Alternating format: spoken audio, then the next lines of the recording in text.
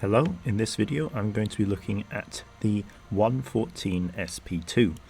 This tank is going to be coming up in the auctions soon, and it will be available to buy. It's also going to be in some event kind of reward thing I'm going to be doing soon, so if you want to know about that, you could subscribe and turn on notifications, since I will be making a video on that. But anyway, on to the 114 SP2. This is a pretty special collector tank because it's one of the only few in the game which is, well, it has over 600 alpha damage. Not many collector tanks have that. It's fairly similar to the other tanks I have on screen here, and I'll be comparing them to the 114 later. But basically, this tank is a tier 10 heavy with a big gun. It's got a very, very strong turret, but its other traits aren't as impressive. But let's get right into the stats of the vehicle. So there is a website review on my site if you do want to check it out without any commentary. But looking at the armor of this tank, you can see here against standard ammo of 252mm AP, it's got pretty good armor. The upper plate is impenetrable, the turret front is impenetrable, and the only weak points are the cupola and the lower plate. You can see that even when you turn the hull and the turret, both of the angled areas are still relatively strong. The angled turret cheek will still somewhat bounce at this angle because it is only half grey, and the hull shoulder is a very small weak point, so it's not likely to get penetrated. Switching to heat, you can see this is where those angled bits do become a bit of a problem, because they will be easily penetrable to premium ammo, and it's not too small of a weak point on the turret. You can see that the upper plate does become very penetrable very easily. That's just because the upper plate isn't too impressive of a thickness, and even some standard ammo has a chance to go through, but I'll mention that in a bit. Here you can see that when you do turn the hull, it does become decent on the upper plate, because when you turn it, of course, the angling becomes stronger. But other than that, it's a fairly simple armor profile. Strong to standard ammo on the upper plate and the turret, and then weak on the upper plate to premium ammo. But the turret is completely fine, as that is 360 to 380mm thick, which is amazing. When you do use gun depression, which this tank has 7 degrees, you can see that there is basically no weak point on this tank. You can't actually shoot the cupola because it's not there. When you use full gun depression, it may look like the cupola has a hitbox, but it basically doesn't. It's almost completely hidden when you're using gun depression. The only weak point you have is this area around the gun, which is the gun mount, and that's around 310mm. But I wouldn't recommend going for that in most situations, because the gun itself actually has quite a big model, and it's 70mm of armor, and if you hit that, you're not going to do any damage to the gun mount. So you have to really be careful of not hitting the gun when going for this weak point. But let's just talk about the upper plate very quickly. The upper plate is right on the verge of being penetrable for tanks in tier 10. It's just very slightly stronger than the average penetration level. So against 257mm of AP, there's a roughly 50% chance of penetration on the upper plate, and that's with improved assembly, which this tank here is shown with. You can improve the armor a bit by using enhanced armor. Against 270mm of AP, when you use enhanced armor and no angling, there's a 50% chance to penetrate the upper plate. So essentially, the difference between enhanced armor and improved assembly is between 257 and 270mm penetration. Both of these have a 50-50 chance to go through, but one is using a different piece of equipment, and the other is improving its armor with a different piece of equipment. So that's basically what you need to know about the upper plate. It's somewhat penetrable if enemies do use calibrated shells. So very quickly, let's talk about some armor caveats of this tank. Side armor is similar to a 114. tier 9 114, which is that the side is sort of penetrable but not always. It's not a reliable penetration shooting that side. You can see here in both images, one at the top is not penetrable at all, but then in the bottom it's very slightly angled a bit more and it's completely penetrable, but you won't be able to tell on the armor highlight because both show up as red. So if you're an enemy shooting a 114, try to just avoid shooting there because it's not reliable, and even if you get lucky and penetrate through, the next time you shoot there it might bounce off, so just try to avoid it. If you're fighting against a 114, one thing that is important is that you do not shoot the upper plate. The upper plate isn't impressive, but if you do shoot standard ammo at it, there is a chance of it bouncing, even if you have good penetration. That's just because an enemy player is generally not going to be sitting still. If they use even the smallest amount of gun depression or turn the hull very slightly, suddenly that armor penetration that you have isn't going to be enough to go through the upper plate. Also, if enemies are using enhanced armor and you get used to penetrating them with standard ammo against tanks that don't use enhanced armor, then you'll just bounce off those tanks which do. So it's best to not try reliably penetrate the 14 SP2 on its upper plate. Try to just still go for the lower plate or the side armor or the cupola. Of course, if you use premium ammo, then the upper plate is absolutely no problem. The same thing goes for a face hug. If you just are right up close to them and looking down on the upper plate, shooting it with standard ammo is absolutely no issue, since you're negating the armor angling that they would usually have at a distance, which would be more like this. But that's enough for the armor. Let's look at the gun. So the 114 mounts a 152, which is similar to quite a few tier 10 heavy tanks. Its alpha damage is 620 on AP, 520 on heat, and 870 on HE. Since Wargaming has been rebalancing tanks in recent years, this damage is pretty good.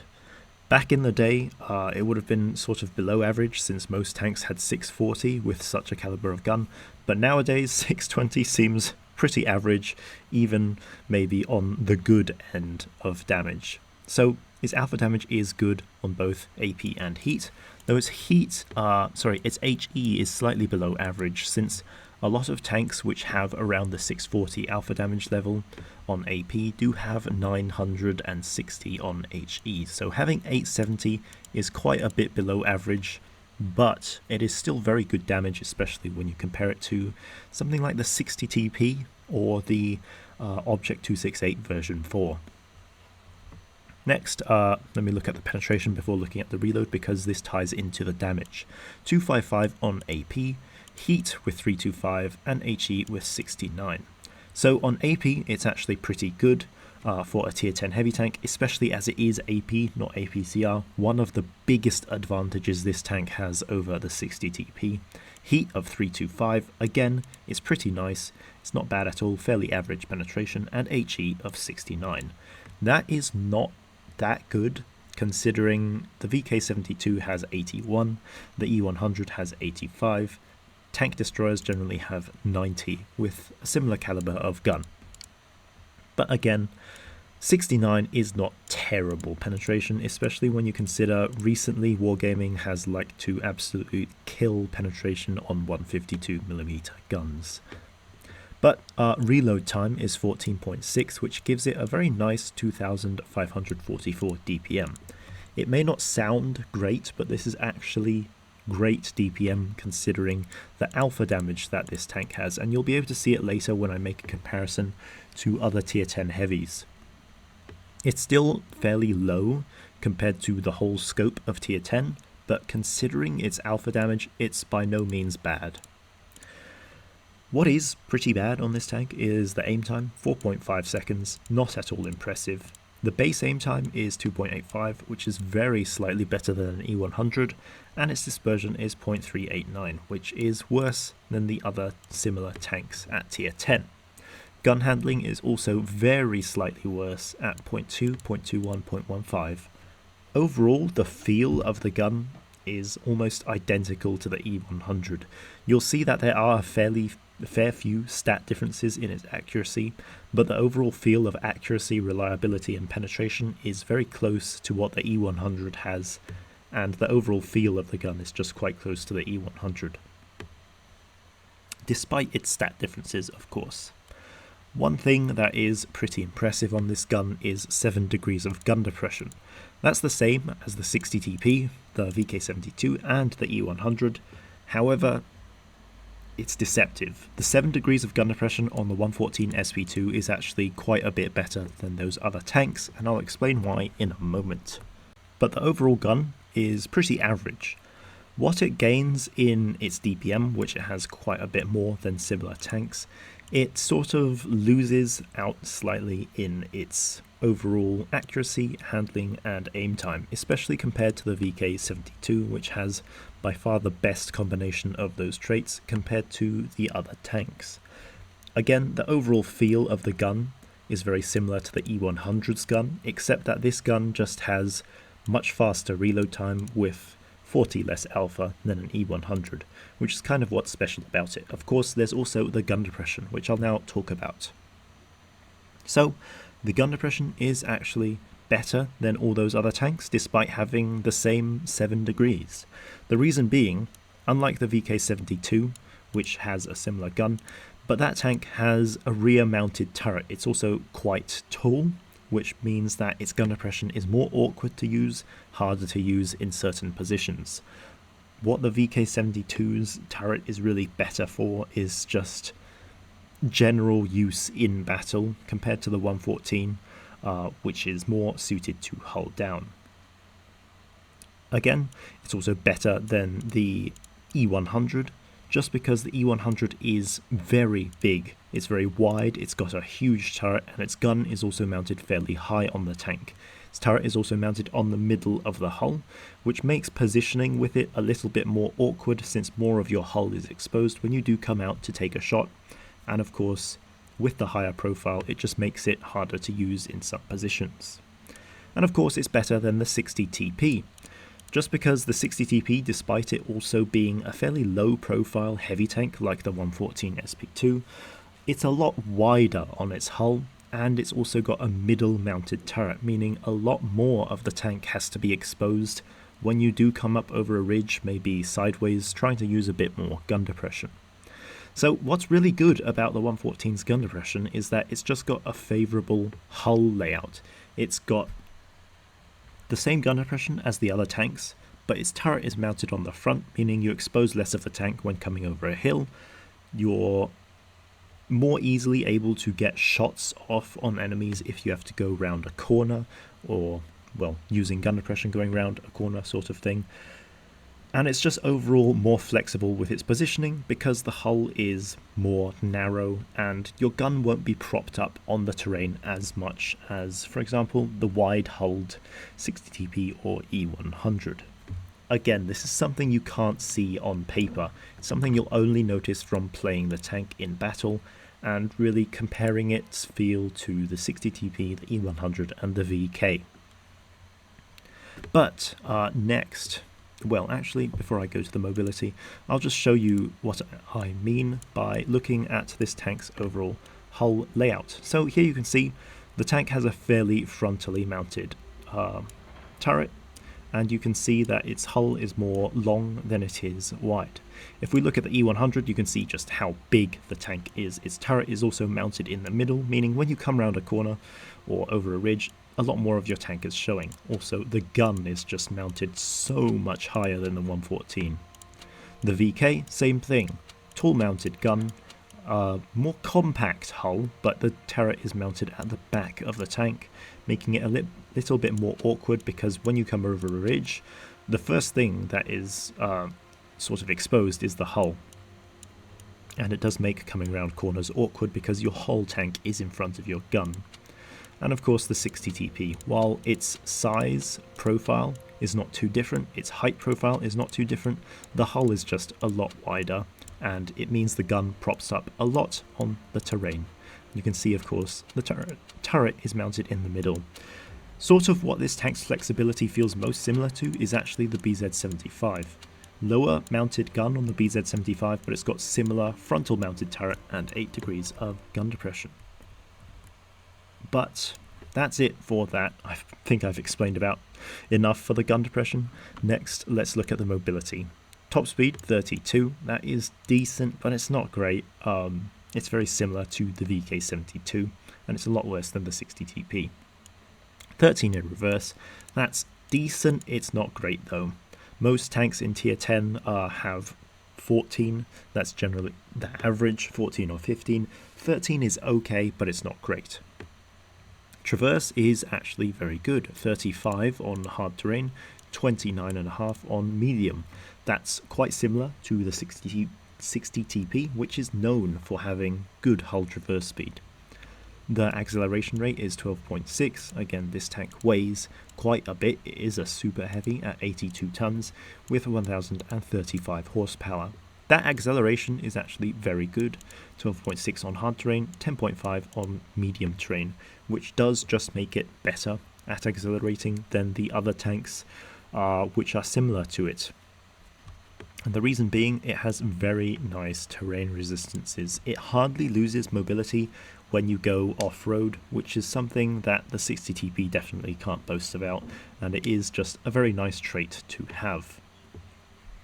Overall, compared to the other tanks, 60 TP, E100 and VK72, the mobility of the 114 is better, but the top speed is definitely something that is noticeable on this tank. If it had more top speed, it would be really very good mobility, but it just doesn't. And by no means this mobility makes the tank really fast. It's not one of the faster tier 10 heavies, it is just nice general mobility.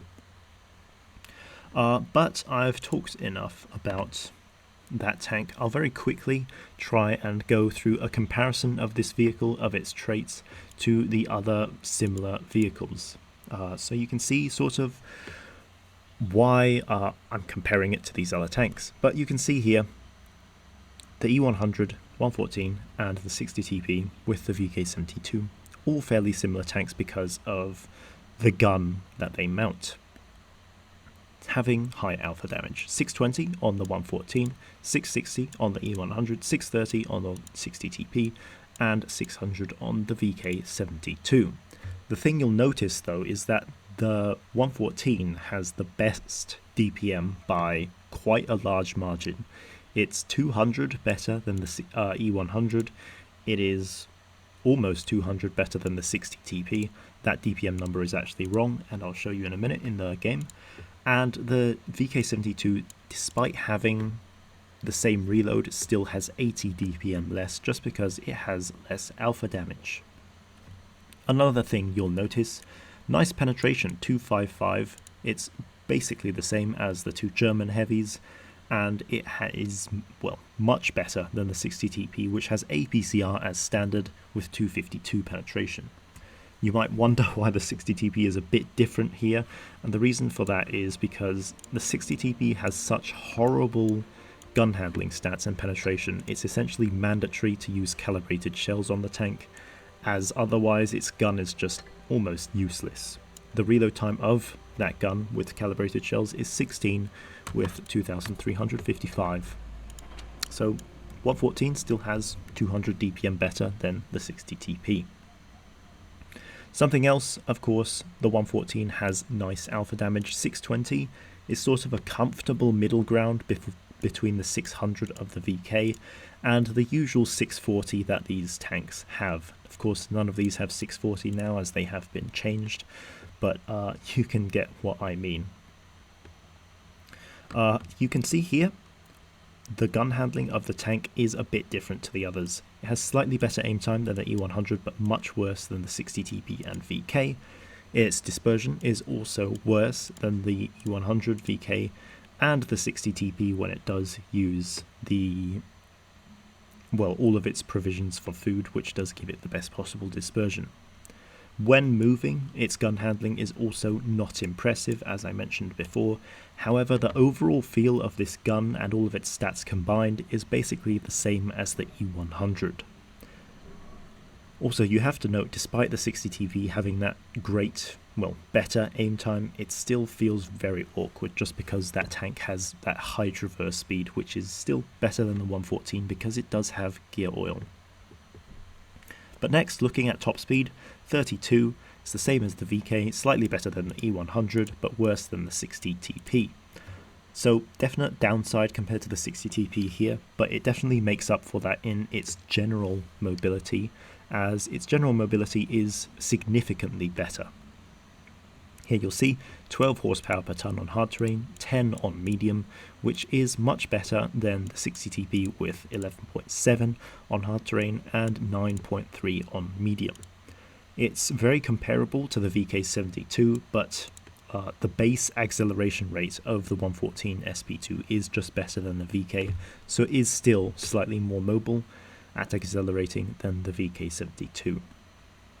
Of course, turret traverse speed as well, also better than the other tanks, hull traverse speed as well, the best in the comparison except for the 60 TP, which does have that fast turning hull and gear oil. So the final thing to compare between these tanks, HP. The VK72 has 2,450, which is 150 less than the 114. It makes this a very nice, healthy, heavy tank to be able to damage trade with, especially with that nice alpha damage. 60 TP has the same hit points, and the E100 has 150 more, which of course does just help to compensate for its larger size. And then the final thing, of course, the size of these tanks is very different. Having that smaller profile on the 114 is something not to forget about. But let's talk about the consumables and provisions, finally, setting up this tank. In terms of its consumables, there's a few things you can do with it. I would say first, after you get this tank, use engine power boost. The reason being, this lets you know what modules you will find weak on this tank. The reason being, everyone plays their tanks differently, everyone likes to use different positions on the map, they might try different armor angling tactics or whatever. And of course, with that, it means getting shot in different places by enemy tanks. And of course, getting shot in different places means different things on your tank getting damaged. Engine power boost is basically like the detection system. It gives you only one repair kit in battle, meaning you have nothing else to repair your tank. So if something gets damaged twice, you'll notice it because you'll have engine power boost on and you won't be able to repair it with an extra repair kit or first aid kit. So engine power boost at first to be your detection system. After that, if you notice ammo rack getting damaged quite a bit, use repair kit, since ammo rack is something that gets damaged quite a bit on this tank. If you notice the driver dying a lot on the tank, use first aid kit. The reason being is I have personally noticed when you get shot on this tank, a lot of the time it's on the hull front in the lower plate or on the upper plate, which is exactly where your driver sits. He's in the center of the hull. So having the first aid kit is actually very helpful if you notice your driver dying a lot. One thing to note though, you don't need repair kit for track repairs, just because this tank's tracks repair extremely fast at just 3 seconds. Next, in terms of its provisions, you can use protective kit just to improve the chances that your modules don't get damaged or your driver doesn't get killed. Of course, there's the other crew members, but most of the time it's the driver, I have found. Right now though, I'm not using protective kit, I'd rather just use the consumables and have slightly better stats on my provisions. So, equipment. Gun rammer or calibrated shells, both are actually great options. Gun rammer is good because this tank has a very nice DPM level for 620 alpha, and gun rammer just helps you to specialize in that DPM, and it's something definitely you will notice over the 60 TP, the E100 and the VK72. Calibrated shells, of course, is great because this tank has high alpha damage. It's got the impact of alpha damage, and rather than needing to shoot tanks a lot of times, meaning that if you can make that alpha damage count more, make it more consistent, as in having better penetration, then it's just going to help your tank quite a bit. Of course, that heat penetration is very nice and will allow you to go through essentially everything. and the better HE penetration is also very good for just utilizing that high damage on HE. But next, the defense system, of course, because improved modules doesn't actually improve your modules anymore, and defense system is just more useful. Improved optics, as this is a heavy tank.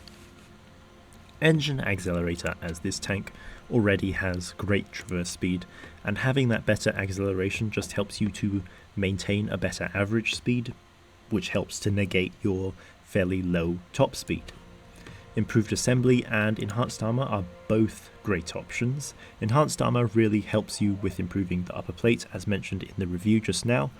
It also helps improve the turret, which makes it, when using gun depression, over 420mm thick, which is kind of crazy for a heavy tank turret, and it does make it essentially impervious to everything.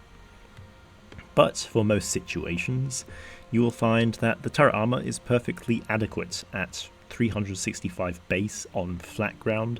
Means that even if you're not using enhanced armor, when you do use gun depression, even heavy tanks using calibrated shells can't go through your turret front. And of course the hull, while it's not great, in most situations on flat ground it's going to be perfectly adequate, since most tanks won't be able to penetrate the upper plate unless they are in very close proximity. And the improved hit points of an extra 100 is just very nice, as this is a damage trading heavy tank. Next, gun laying drive, because this tank has no problems with its shell velocity or really its penetration at long ranges. Gun laying drive is just very useful because the aim time of this tank is slow, and you definitely will notice that in battle. It's not worse than other similar tanks, like the E100 for example, but overall, just for a heavy tank gun, it does aim quite slowly, and it means if you're in a fight with another heavy tank, they're going to get their shot in first just because they can aim faster. So enhanced gun laying drive is just very useful for actually getting that gun aimed in on target. Vertical stabilizer or refined gun, both are good options. Refined gun is great for when you're playing the tank hull down. You're not moving too much, therefore your gun isn't blooming out too much. You've got the time to aim in because your turret is strong and you can bounce the shots, and that better dispersion does just help you with taking longer range shots or more accurate shots. This will be really noticeable on maps like Dead Rail, where you're coming over a ridge and a tank destroyer is spotted a long way away, but you've got the better dispersion to actually hit them very quickly without having to aim much. Of course, also for snapshots where you just have no time to aim at all, refined gun is great. On the other hand, vertical stabilizer is very good if you're playing the tank a bit more actively in battle, where it's not really a battle where you're holding in a hold down position and you're more moving around in close quarters, putting in shots on enemy tanks and having to try just be a bit more mobile. Of course, vertical stabilizer is going to help more for that, just because it helps improve the on-move handling, and because most situations where the battle plays like that, you're in a closer quarters situation and you don't need the accuracy as much. But both are good. I use both in the replays I have today, so you will see some of each. Toolbox, 20% repair speed, of course, very good for this tank, having its fast track repair, and just enhanced tracks are useless. And then of course consumable delivery system, as this tank doesn't have any actual special consumables, and its provisions are just normal as well. But let's get into the replays finally. So I have 3 replays for this tank today. First one is on Oasis Palms. In this battle it's going to be more looking at this tank using its hull down ability and how it can rack up damage despite maybe not being the best of battles for this tank.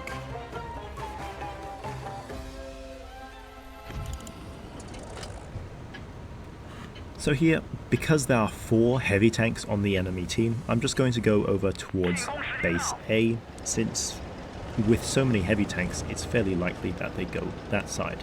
However, of course, there is a chance that they go towards base C, just because a lot of the time heavy tanks like to do that on this map. But for me, I'm going towards base A.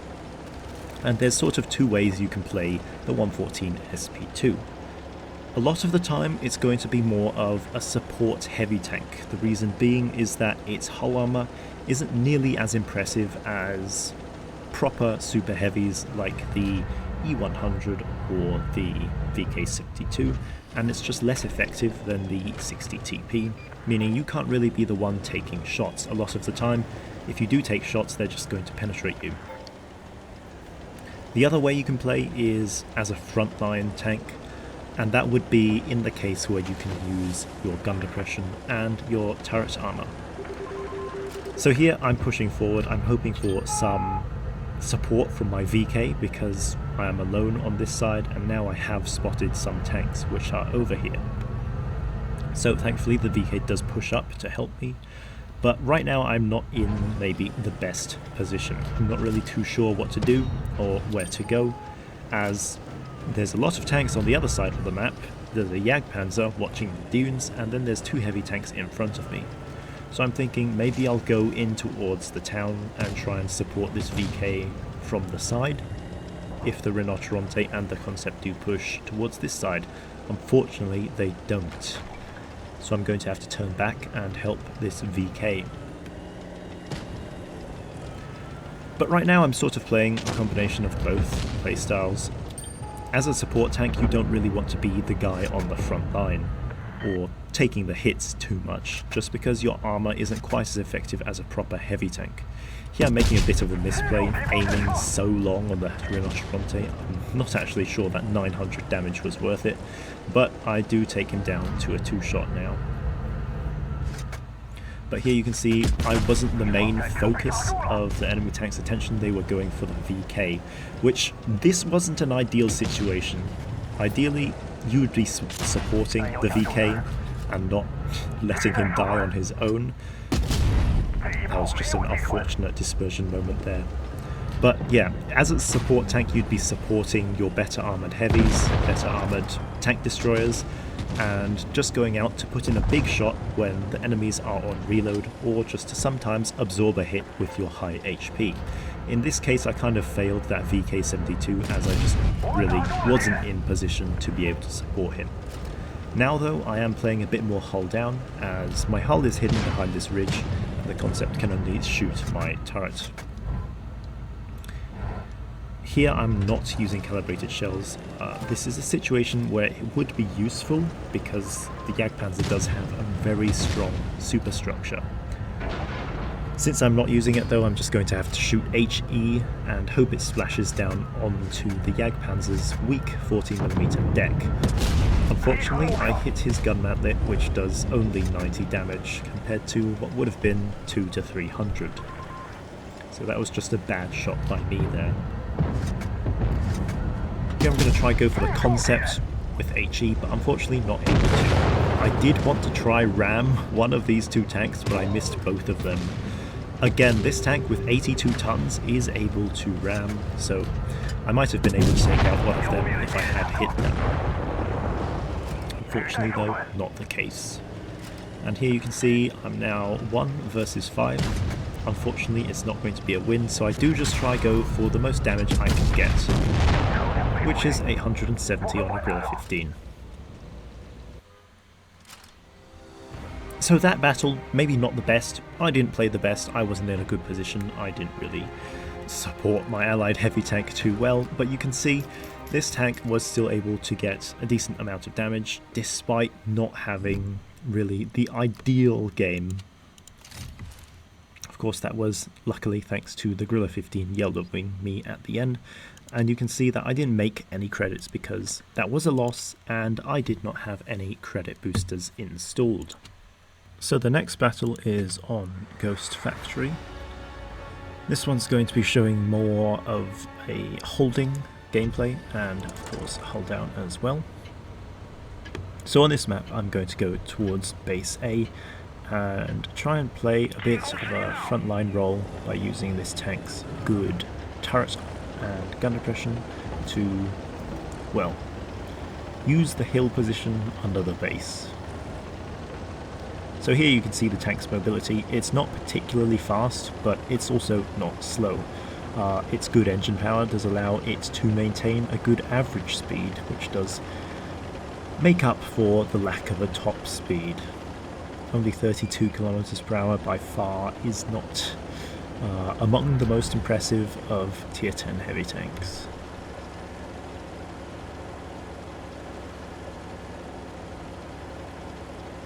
However, you can see we're not particularly that slow into position, and I can just get up there and put a shot into this BZ-75. So in this game I am using vertical stabilizer and not refined guns, so you can see there my aim time on the BZ was pretty good, since of course vertical stabilizer gives you slightly faster aim time at the expense of slightly worse dispersion. Now here, again with vertical stabilizer, that shot is pretty lucky considering my dispersion isn't that good. I could have missed that shot fairly easily, but nice RNG there hitting that.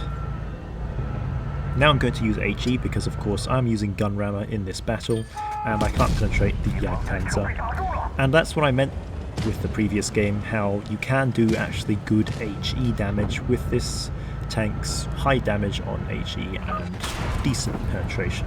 As long as you splash onto an area which is fairly weak, then you can do big splash damage.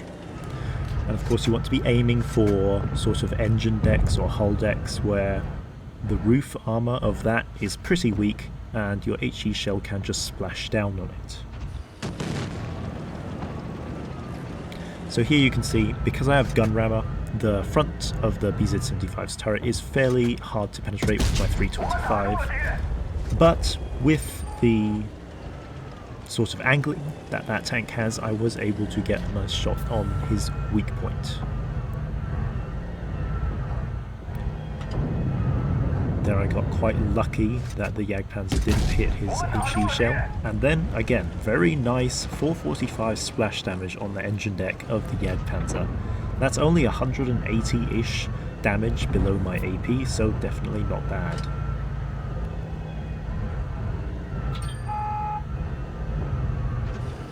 Right now, I'm just waiting, holding position against these two tanks, and this is what the 114 is pretty proficient at. It can hold a position very well as long as the enemies are not pushing fast, since your DPM, while decent, is still on the lower end of tier 10.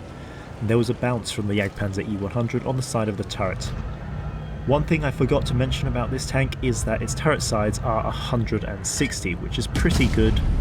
I kind of just rushed my shot there, hoping to get it on the VZ, but not quite. There you can see I got another bounce on the side of the turret from the BZ. Again, 160 is pretty strong for turret side armor, and as long as you are angling it, it does make it a more difficult shot for enemies to make, just due to it being a fairly good thickness and enemies having to aim for either the weak turret cheeks or waiting for you to turn the whole turret. Unfortunately here it's not going to be a win, as there are just too many enemy guns to deal with and I don't have the HP. This Jagdpanzer pushes over and he finally manages to get a shot into me. 640, a low roll, and the BZ-75 finishes me off. But there you could see in that game, while I did bounce 800 damage from the Jagdpanzer on the turret side, the armor did work out quite well, as I was able to hide the tank behind that single rock in that position and use my good gun depression to bounce shots off this tank's turret. 3,750 damage, 2,000 blocked. Didn't make many credits again because I didn't have any credit boosters or premium account for this battle. But the final battle is on Falls Creek. In this game I actually disconnected at the beginning, so I load in around 30 seconds late, which means I don't have information of the enemy tanks. I don't have really any information of what tanks have already been spotted, so I'm going in a little bit blind, and you'll see that does actually cost me a lot of hit points. So here, seeing the 60 TP has pushed down into the dip and has a fair few tanks surrounding him, including an Object 752, I decide, well, I'll push in and help him kill this 752 quickly. but there's a 183, and me loading in late does cost me 900 hit points, because I just didn't know where that guy was on the map. But here I am able to get a shot into the 752, and with adrenaline on I am able to have already done 1300 damage fairly quickly, which is one thing that is nice about this tank. Remember how its DPM is just better than all the other 150mm heavy tanks that have around 600 to 700 alpha. But here you can see I've lost all of my hit points. In a brawling situation, of course, this tank's armor isn't going to be ideal, and you can see how I've actually been penetrated on the upper plate twice there, and again that's this tank's fairly lacking hull armor when you are in close quarters. Of course, my hull also was pointed down slightly on the hill. But now with only 90 hit points, I just have to rely on this tank's gun to be able to get me through the game, as my hit points aren't going to work. But here you can see something that's pretty nice about this tank is that setting up shots like that with my frontal mounted turret and lower profile, it was easier to get around that 752 and put a shot into the crown farm than those larger, clunkier tanks which I was comparing it to earlier. Here of course I'm wanting to be careful and not take a shot from the crown farm. Rather than splash HE on his turret, which is what I would have done, I'm just going to go kill the Gorilla 15, and he goes down in one shot. Again, this game using vertical stabilizer, and it did actually work out better in this case, as vertical stabilizer in a close quarters combat situation where you're not using good accuracy is generally going to be the better choice.